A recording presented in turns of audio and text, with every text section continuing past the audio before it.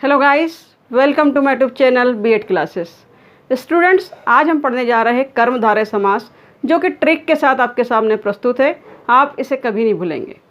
कर्मधारय समास में हम देख रहे हैं स्टूडेंट्स, देखिए आप, जिस समास में दोनों पदों में विशेष्य और विशेषण या उपमेय तथा उपमान का संबंध हो उसे कर्मधारय समास कहते हैं। तो कर्मधारय समास को समझने के लिए विशेष्य और विशेषण को समझना अनिवार्य है। देखते हैं विशेषण से तात्पर्य क्या है। विशेषण अर्थात जो संज्ञा या सर्वनाम की विशेषता बताए। संज्ञा किसे कहते हैं, सर्वनाम किसे कहते हैं, हम प्रीवियस वीडियो में जान चुके हैं। आप जा सकते हैं प्लेलिस्ट पर और देख सकते हैं। विशेष्य अर्थात जिसकी विशेषता बताई जाए। दो बातों को अच्छे से समझ लीजिए। विशेषण जो संज्ञा या सर्वनाम की विशेषता बताए, और विशेष्य अर्थात जिसकी विशेषता बताई जाए। तो आइए देखते हैं उदाहरण के माध्यम से। स्टूडेंट्स, विशेषण और विशेष्य को समझने के पश्चात हम देखते हैं ट्रिक जो कि हर एग्ज़ाम में आपके लिए बहुत काम आने वाली है, जिससे आप कर्मधारय समास के उदाहरणों को पहचान पाएंगे।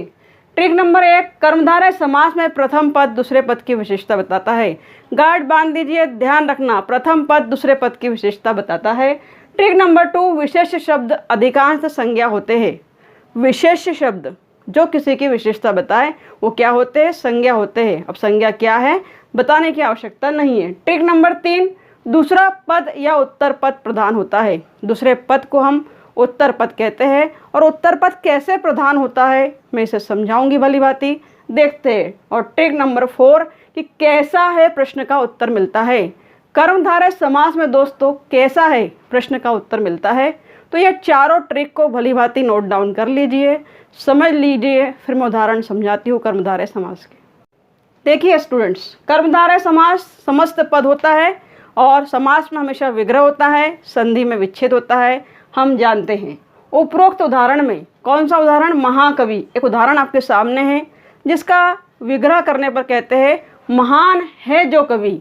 उपरोक्त उदाहरण में कवि की विशेषता बताई जा रही है। तो किसकी विशेषता बताई जा रही है, कवि की। इसलिए कवि क्या है, विशेष्य है। जिसकी विशेषता बताई जाए वो शब्द विशेष्य होता है। और विशेषण शब्द महा है। महा अर्थात कवि कैसा है, महान है। देखिए ट्रिक नंबर 4 कैसा है का उत्तर मिल रहा है कि कवि कैसा है। उत्तर पद प्रधान होता है, अर्थात कवि प्रधान है। इसमें देखिए स्टूडेंट्स, अंडरलाइन किया है, रेड से लिखा है। तो दूसरा पद इसमें प्रधान होता है। महा प्रधान नहीं है, विशेष नहीं है, कवि की विशेषता बताई जा रही है।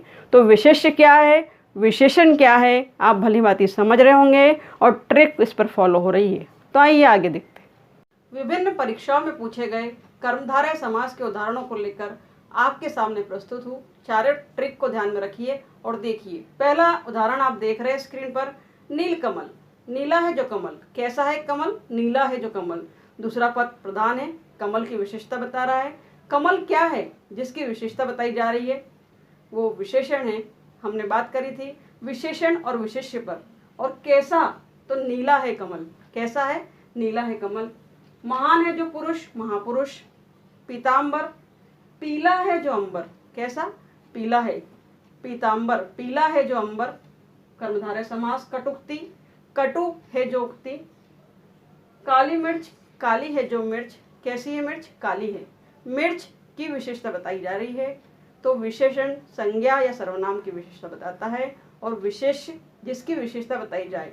तो विशेष्य क्या है, मिर्च, और काली क्या है, विशेषण है। देखिए दोस्तों, फिर नीलांबर है, नीला है जो अंबर। महात्मा, महान है जो आत्मा। उसके अलावा महान है जो सागर, महासागर। अधमरा, आधा है जो मरा।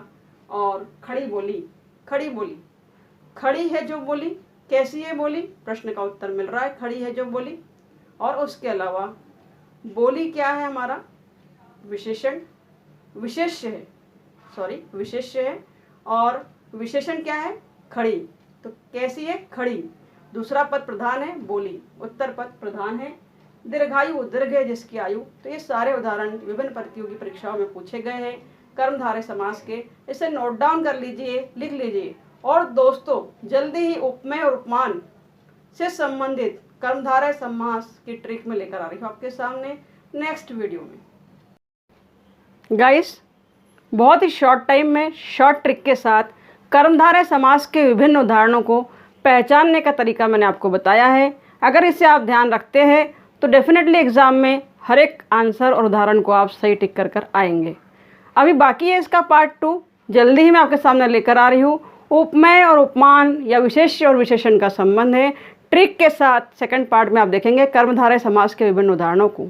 यह वीडियो अगर आपको अच्छा लगा हो तो लाइक करें, कमेंट करें, सब्सक्राइब करें और thank you very much for watching my video.